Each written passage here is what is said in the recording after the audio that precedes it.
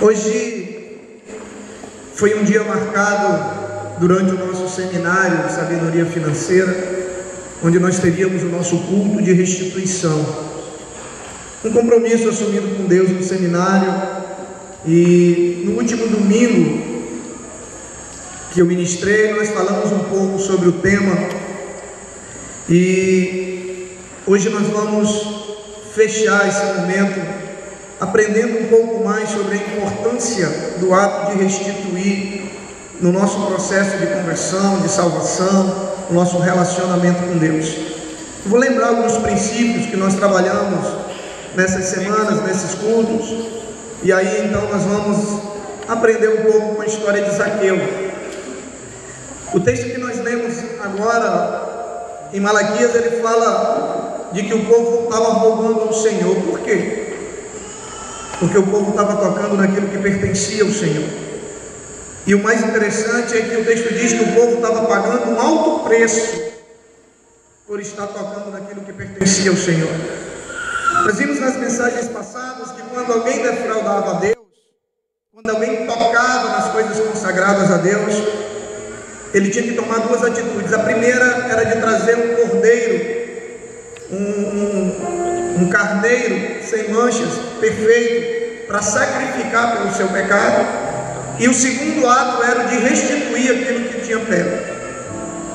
Vimos que hoje nós não precisamos mais sacrificar animais pelo nosso pecado. Quando nós fazemos algo que não agrada a Deus, independente de que área seja, o sacrifício que nós deveríamos fazer, Jesus fez na cruz por nós. Ele sacrificou a sua própria vida. A Bíblia diz que Cristo morreu na cruz pelos nossos pecados. Então Ele já fez o sacrifício, Ele morreu a nossa morte. Então, o simples fato de nos arrependermos verdadeiramente já é suficiente para nós recebermos o perdão pelos nossos pecados. Porém, o perdão dos nossos pecados não tira de nós a responsabilidade da restituição. Nós vimos que o arrependimento verdadeiro, ele resolve o nosso problema com o pecado. Porém, o princípio da restituição, ele continua sendo válido para os nossos dias. Vimos também que muitas vezes nós não podemos restituir diretamente às pessoas que nós defraudamos. Eu falei um pouco sobre quando eu me converti. Até hoje eu tento restituir o tempo que eu roubei da minha família, tudo o tempo que eu perdi, que eu deixei de estar com eles, muitas vezes para estar em noitadas, para estar em baladas, e hoje eu tento restituir a eles, mesmo que indiretamente, esse tempo. Então nós vimos que muitas vezes nós não podemos restituir diretamente, mas indiretamente nós podemos, como por exemplo, a história de Zaqueu vai nos falar um pouco disso hoje. A Bíblia diz que quando ele se converte, quando Jesus entra na sua casa e ele se converte, ele faz um propósito com Jesus. Ele diz: Senhor, eu vou restituir, eu vou devolver 50% daquilo que eu tenho para os pobres, eu vou dar aos pobres, e vou restituir aquelas pessoas de quem eu roubei, eu vou devolver 4 vezes mais, que era a mesma medida com que ele cobrava os impostos, que ele explorava o povo. Nós vimos, por exemplo, alguém que passa a vida inteira, quando nós olhamos para o povo de Israel, alguém que passa a vida inteira roubando a Deus, tocando naquilo que é consagrado a Deus. Nós não temos como devolver a Deus literalmente aquilo que eu tirei conforme a palavra, mas indiretamente nós podemos sim selar uma aliança com Deus e dali para frente começar a ter um novo tempo de obediência, nos caminhos de Deus. Por exemplo, quando nós falamos de restituição direta e indireta, por exemplo, quando alguém mata uma pessoa, vamos supor que alguém mata uma pessoa, se ela se arrepender verdadeiramente, pedir perdão a Deus, você acha que Deus perdoa, sim ou não? Sim ou não? Perdoa. A partir do momento que ela se arrepende verdadeiramente, Deus a perdoa. Se ela morrer, naquele momento ela é salva, sim ou não? Sim. Então vamos supor que alguém matou uma pessoa e ele se arrependeu verdadeiramente, pediu perdão a Deus, Deus o perdoou, porque Jesus morreu na cruz pelo pecado dele. Ele reconhece Jesus como seu Salvador. O fato dele ter se arrependido, ter pedido perdão a Deus, ter sido perdoado por Deus, exime ele da sua culpa, da responsabilidade de pagar a pena, sim ou não? Um dia do julgamento ele vai chegar, vai dizer: juiz, excelentíssimo, eu queria dizer para o senhor, não, o advogado dele, né, porque o réu só tem direito de falar na hora lá que ele vai ser ouvido. O advogado diz: excelentíssimo, eu quero pedir que o meu cliente seja absolvido, seja liberado. O juiz: mas por quê? Ele acabou de confessar que ele matou a pessoa. Não, mas é porque Deus já perdoou, ele já se arrependeu, ele já prometeu que não vai fazer mais, então eu quero que o senhor libere ele. É assim, queridos? Não. O fato dele se arrepender resolve o problema dele com Deus, mas ele precisa restituir. Só que é impossível restituir a família da vítima, porque não pode trazer a pessoa de volta. Então ele restitui indiretamente, como? Pagando a pena. Eu citei semana passada a história do homem que ele tinha passado por uma situação dessa e ele se converteu e ele nem tinha sido preso ainda. Ele chamou o advogado e se apresentou, porque ele entendeu que como servo de Deus ele tinha que pagar pelo erro que ele tinha cometido, que com Deus o problema dele tinha sido resolvido, mas ele ia restituir a sociedade. Não tinha como ele restituir a família, infelizmente, mas ele restituiu pagando a pena pelo seu erro. Hoje nós vamos entender melhor sobre esse princípio com a história de Zaqueu. E no final, você que entender, movido pelo Espírito Santo, que você defraudou alguém ou Deus e quer restituir, selando assim um novo tempo sobre a sua vida, você vai ter a oportunidade de fazer isso. Lucas capítulo 19, do versículo 2 ao 9, nos fala sobre a história de Zaqueu. Lucas capítulo 19, dos versículos 2 ao 9. Ele diz assim: e eis que havia ali um homem chamado Zaqueu, e era este um chefe dos publicanos, e era rico, e procurava ver quem era Jesus, e não podia por causa da multidão, pois era de pequena estatura. E correndo adiante, subiu a um sicômoro, que é uma árvore, né, para o ver, porque havia de passar por ali. E quando Jesus chegou àquele lugar, olhando para cima, viu e lhe disse: Zaqueu, desce depressa, porque hoje me convém entrar na tua casa. E apressando-se, desceu e recebeu-o alegremente. E vendo isto, murmuravam, dizendo que entrara para ser hóspede de um homem pecador. E levantando-se Zaqueu, disse ao Senhor: Senhor, eis que eu dou aos pobres metade dos meus bens, e se em alguma coisa tenho defraudado alguém, o restituo quadruplicado, ou 4 vezes mais. E disse-lhe Jesus: hoje veio salvação nesta casa, pois também este é filho de Abraão. Amém, queridos? O que nós podemos aprender com essa história de Zaqueu e o princípio da restituição? Zaqueu acumulou muitos bens por toda a sua vida.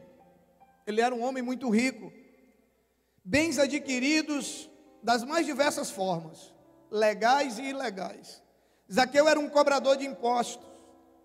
E o que os estudos mais aprofundados falam? Que Zaqueu, ele recebia a ordem do publicano, do chefe da coletoria dos impostos, podemos dizer assim, para receber os impostos do povo. Naquela época não tinha, né, os DANF da vida para cobrar o imposto, né, eletronicamente. Então havia pessoas incumbidas dessa responsabilidade de ir ao povo e cobrar os impostos. Só que Zaqueu, ele recebia essa ordem, essa direção para cobrar, só que ele cobrava 4 vezes mais do que o povo devia pagar. Então ele pagava a parte que era devida e as outras 3 vezes mais era dele, né? Bobinho Zaqueu, não era? Só era pequenininho, né? O bicho era danadinho. E aí Zaqueu, então, um dia, ele fica sabendo que Jesus vai passar naquele lugar. E ele, então, desperta nele o interesse de ver a Jesus. Mal sabia Zaqueu que o encontro dele com Jesus ia virar a vida dele de cabeça para baixo. É assim comigo, foi assim com Zaqueu, é assim comigo, foi assim com você, é assim com todos aqueles que decidem seguir a Jesus. Porque nós viemos de princípios da nossa sociedade que contrariam totalmente os princípios bíblicos. A sociedade hoje, eu assisti um vídeo, eu vou passar ele no momento, eu estou preparando uma mensagem sobre isso.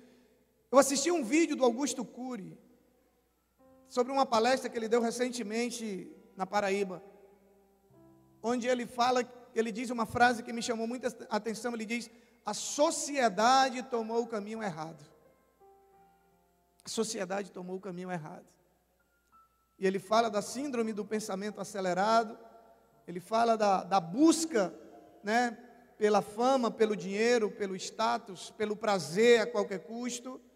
E aí ele mostra que a cada dia mais pessoas ricas, famosas, né, pessoas cultas, tirando a sua própria vida. É lógico que jamais eu vou me posicionar contra o conhecimento, contra você melhorar a sua qualidade de vida financeiramente, né, contra nada disso que ele coloca. A questão é que quando ele diz que a sociedade tomou o caminho errado, é que ele está dizendo que a sociedade está querendo viver sem Deus. A sociedade tomou o caminho que a distancia cada vez mais de Deus. Mas isso vai ficar para um outro momento.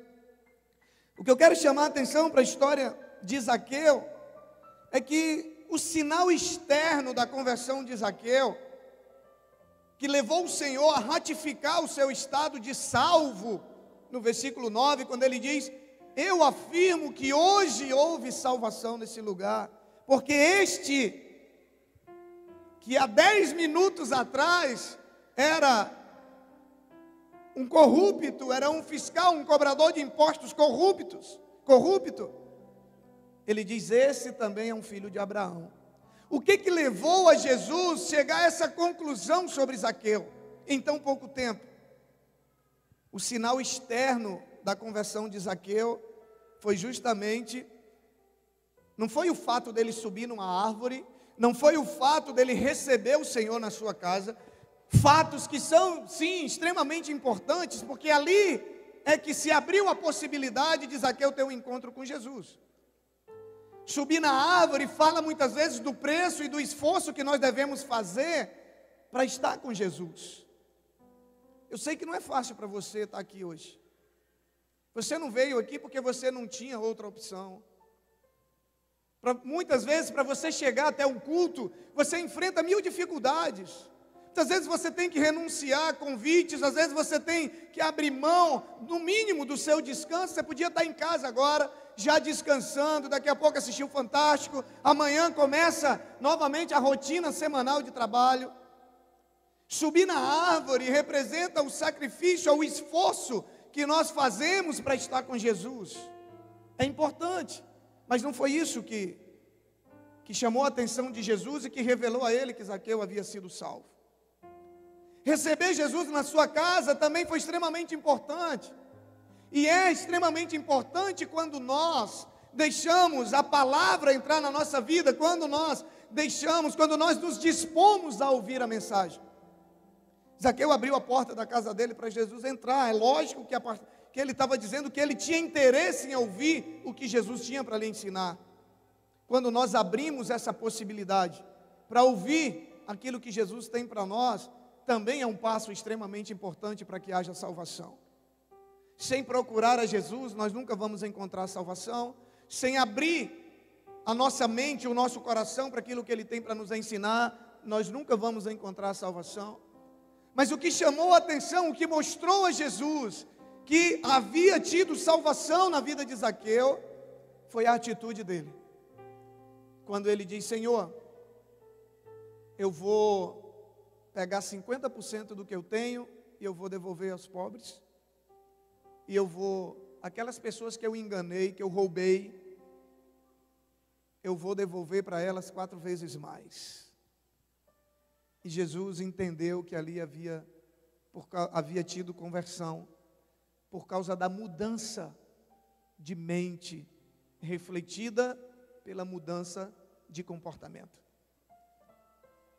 O que era mais importante para Zaqueu antes dele encontrar com Jesus? O dinheiro, os bens materiais. A quem Zaqueu servia antes de encontrar com Jesus? A quem a Bíblia chama de Mamon, que é o Deus das riquezas.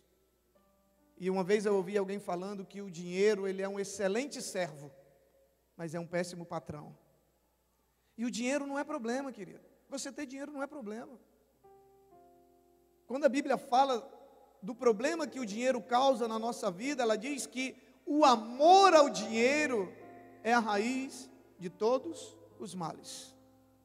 Porque quando nós amamos o dinheiro, a Bíblia diz, Jesus disse assim: onde tiver o teu tesouro, ali vai estar o teu coração. Quando nós amamos o dinheiro, o nosso coração está nele, a nossa confiança está nele, a nossa dependência está nele. E é por isso que nós abrimos mão de todas as outras coisas para poder buscar a qualquer custo tê-lo. Não há problema nenhum em você ter o dinheiro. O problema é quando o dinheiro tem você, quando ele domina a sua vida, quando ele se torna mais importante do que Deus na sua vida, quando ele se torna mais importante do que os seus irmãos, do que as pessoas que passam necessidade. E aí, quando a gente olha para a história de Zaqueu, quando Zaqueu toma essa atitude, ele não apenas reconhece a ilicitude das suas ações, como também ele reconhecia que era necessário repará-las.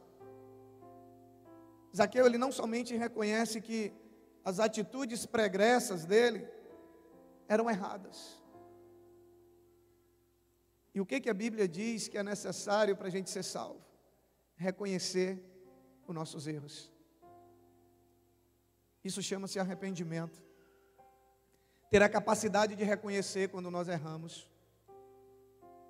Só reconhece o erro quem tem humildade. Quem não tem humildade se esconde. Quando não é mais possível se esconder, foge. Mas quem tem humildade, não. Zaqueu, ele reconhece que as suas atitudes eram erradas. E ele reconhece a necessidade de repará-las. E Zaqueu, então, aplica na sua atitude o chamado princípio da restituição. Um princípio que é abordado amplamente ao longo das Escrituras. A Bíblia diz que aquele que furtou não furte mais, porque a nossa postura, a nossa vida em Cristo, ela tem que ser diferente, ela precisa ser diferente. Portanto, queridos, a fé possui uma evidência exterior.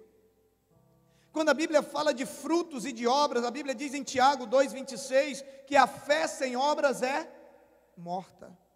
A fé sem obras é morta.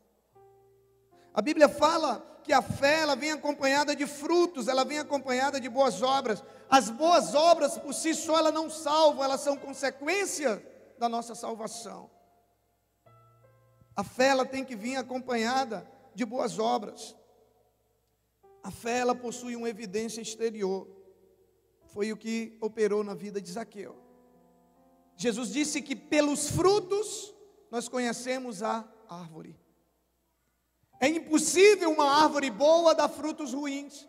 Da mesma maneira que é impossível uma árvore ruim dar bons frutos. O que ele está dizendo? Quando ele diz que pelos frutos nós conhecemos a árvore, ele está dizendo que pelas obras nós sabemos o que está no nosso interior. Pelas obras nós sabemos o que houve ali dentro.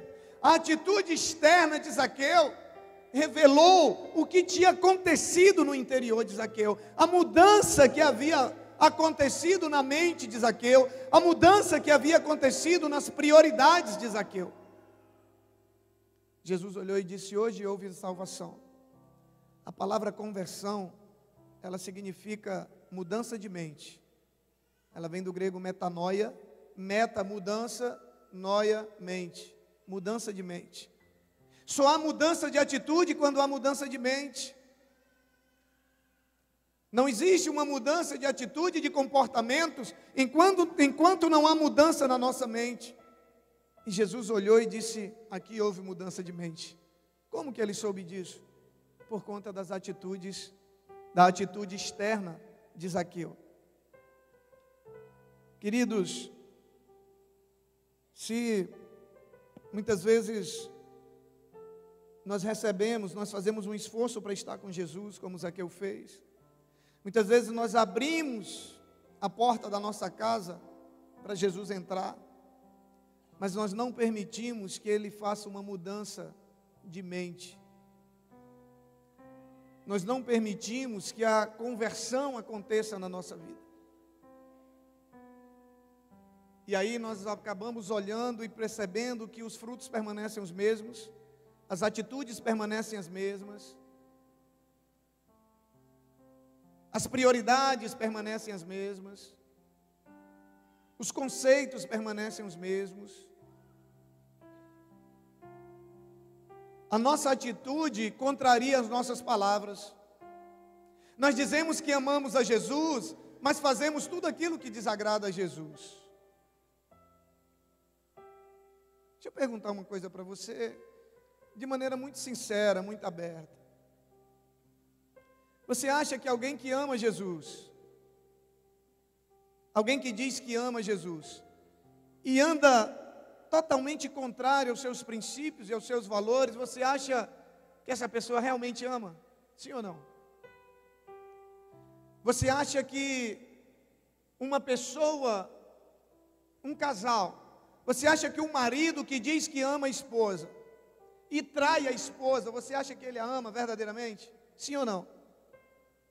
Você acha que a esposa que diz que ama o esposo, mas o trai, mas o não respeita, o desonra, você acha que essa pessoa ama, sim ou não?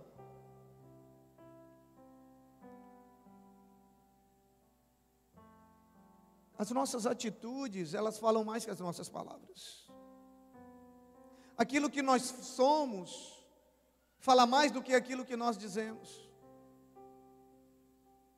Quantas declarações de amor e de fidelidade a Jesus nós vemos, somos bombardeados durante Facebook, então, sabe, declarações de amor. Agora tem uma frase muito comum: Deus no comando, Deus no controle. Eu não sei de quê, porque você vê pessoas declarando essa frase, Deus no controle, e as pessoas vivendo uma vida totalmente contrária à vontade de Deus. Eu digo, Deus está no controle de quê mesmo? Porque quando Deus está no controle, é Ele que dá a direção, é Ele que conduz. Zaqueu, ele provou a decisão que ele tinha tomado de seguir a Jesus com as suas atitudes. E olha que foi logo numa área que é a área mais difícil que tem. Dizem os estudiosos que o nosso bolso é o último a se converter, né? Converte todas as áreas da nossa vida, o último é o nosso bolso. Foi logo na área financeira. Quando Deus olha, quando Jesus olha e vê a atitude de Zaqueu, Ele diz, aqui houve conversão, aqui houve salvação. Porque ele viu frutos, porque ele viu mudança. Ele não ouviu simplesmente uma declaração de amor e de fidelidade. Em alguns momentos Jesus disse assim, esse povo me honra com os lábios, mas o seu coração está distante de mim. Fazemos declarações de amor ao Senhor, mas preferimos amar de fato e ser fiéis de fato a pessoas e não a Ele. Quando Jesus falou para Pedro e perguntou para Pedro 3 vezes, Pedro, tu me amas, Pedro, tu me amas, Pedro, tu me amas. Jesus estava querendo dizer, Pedro, tu me amas acima de qualquer coisa. Tu me amas acima de qualquer situação, de qualquer circunstância. Jesus queria provar o amor que Pedro tinha por ele. Se Jesus entrasse hoje na sua casa, tivesse ali um momento de comunhão com você, o que ele veria? Frutos de arrependimento ou apenas palavras ao vento? Ele veria uma declaração de fidelidade a Ele e de amor a Ele através de atitudes, ou ele ouviria apenas palavras? Se você está aqui hoje à noite, é porque você teria disposição para subir na árvore. Se você está aqui hoje à noite, é porque você teria disposição para abrir as portas da sua casa para Jesus entrar. Agora, será que você teria ou tem tido a mesma disposição para deixar Ele mudar os teus conceitos, as tuas prioridades, os teus princípios? Quais são os frutos que Ele tem visto na tua vida? Quais são os frutos? Qual seria a área da sua vida que, se você mudasse, Jesus dizia, esse aqui se converteu? Sabe por quê? Que foi nessa área que houve o fato de ele externar a mudança, porque era a área que mais atraía Zaqueu. O que mais atraía Zaqueu era o dinheiro. Quando Jesus viu ele abrindo mão do dinheiro, Jesus disse agora, aí teve milagre mesmo. Talvez na sua vida seja alguma outra área, onde se ele visse uma mudança radical, onde se ele visse uma postura radical, ele ia dizer, agora sim, agora eu acredito que você se converteu. Porque as nossas atitudes falam mais do que as nossas palavras.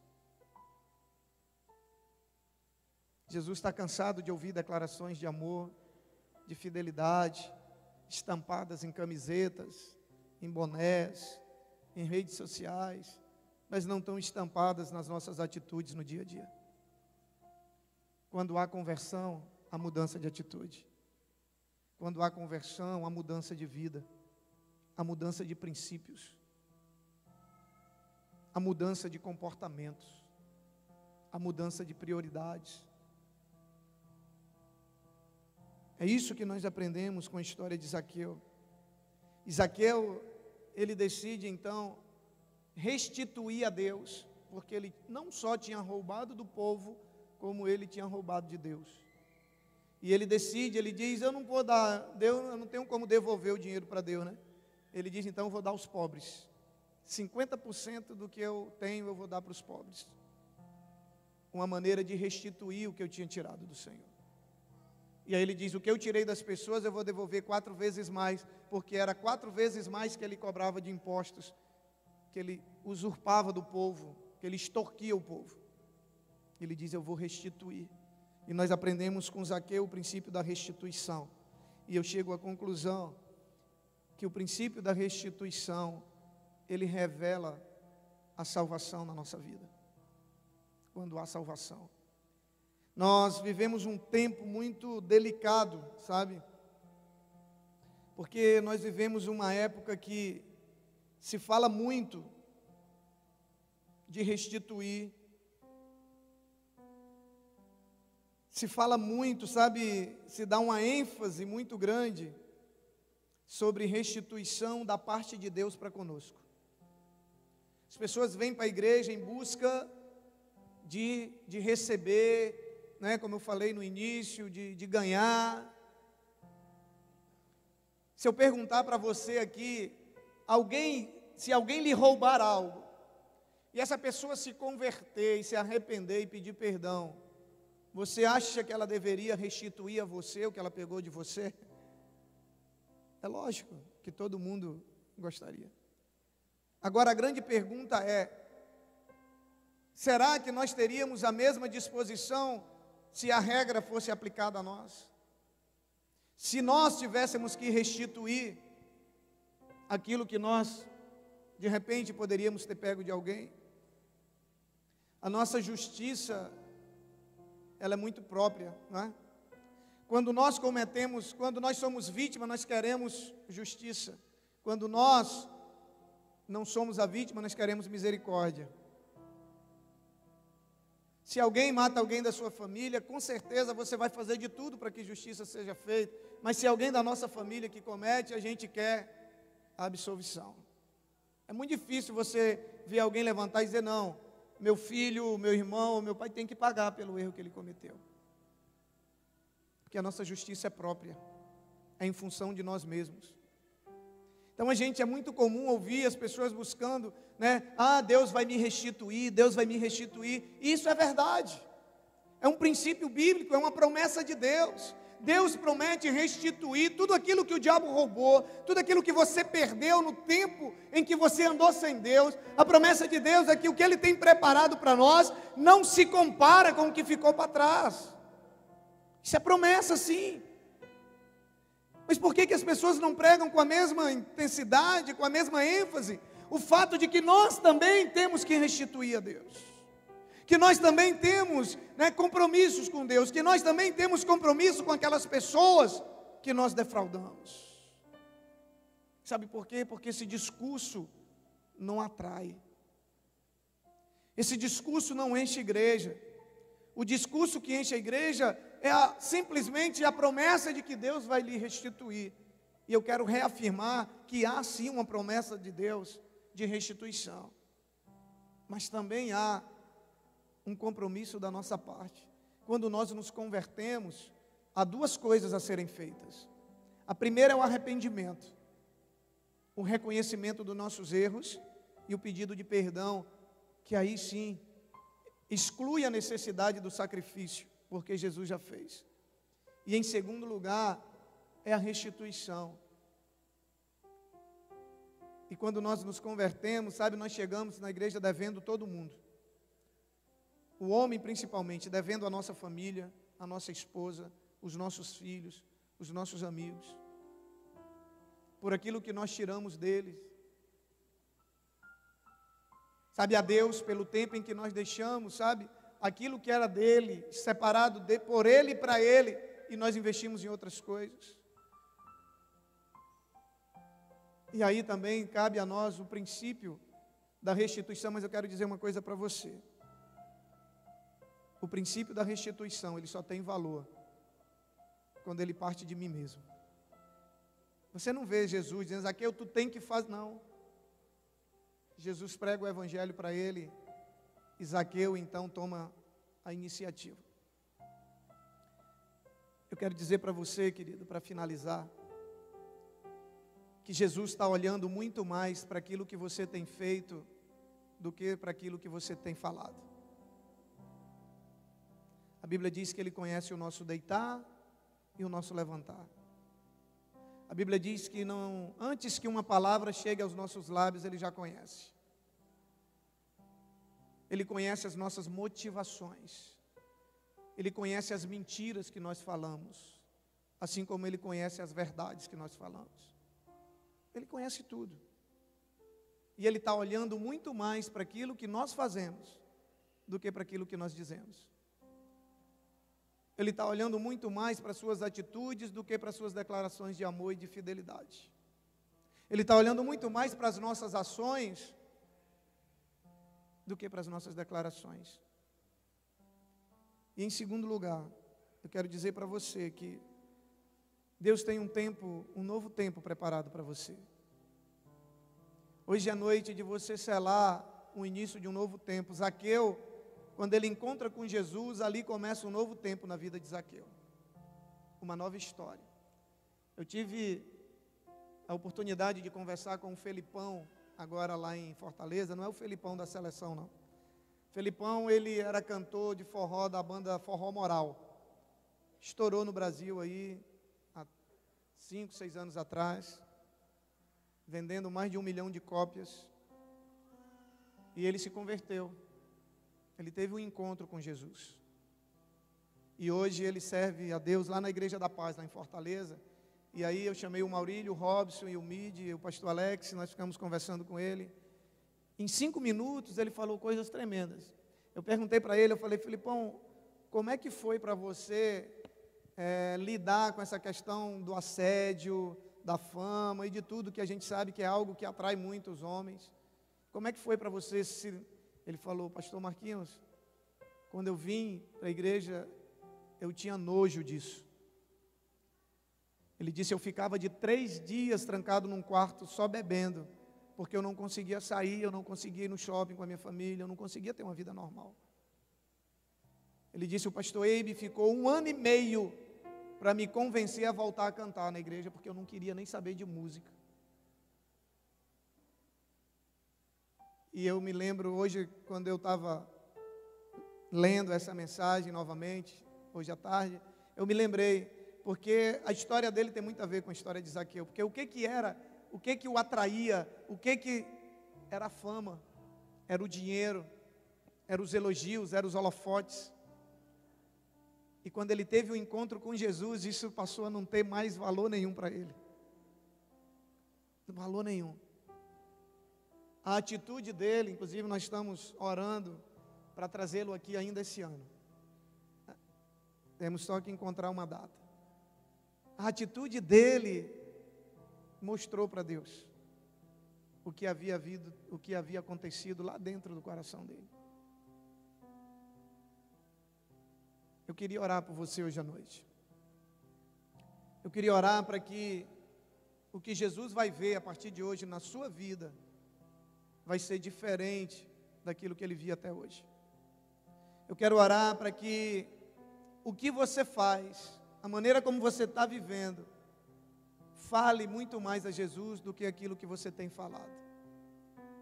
E eu quero orar para que Deus coloque no seu coração o desejo de restituir aquelas pessoas que você defraudou antes de se converter. Tem pessoas que fizeram mal a muita gente, se converte, vem para a igreja. Quando você pede perdão a Deus, resolve o seu problema com Deus. Mas tem situações lá atrás que você precisa voltar e pedir perdão. Pessoas que você prejudicou.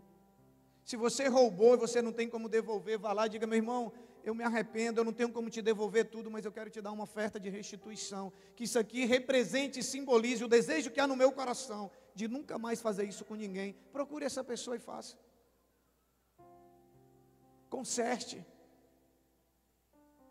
Se você defraudou a Deus, dificilmente você tem como devolver a Deus aquilo que você pegou dele a vida inteira. Mas nessa noite, faça um concerto com Deus. Dê a Ele uma oferta de restituição. Se você não tem o que ofertar, dê o seu coração. Diga: Senhor, nessa noite eu quero consertar contigo. Eu quero assumir uma postura diferente. Eu te oferto essa noite o que eu tenho de melhor, que é o meu coração. E a minha escolha de não defraudar mais o Senhor. E a minha escolha de não andar mais em desobediência ao Senhor. A minha escolha de passar a viver uma vida de obediência a Ti. Fica de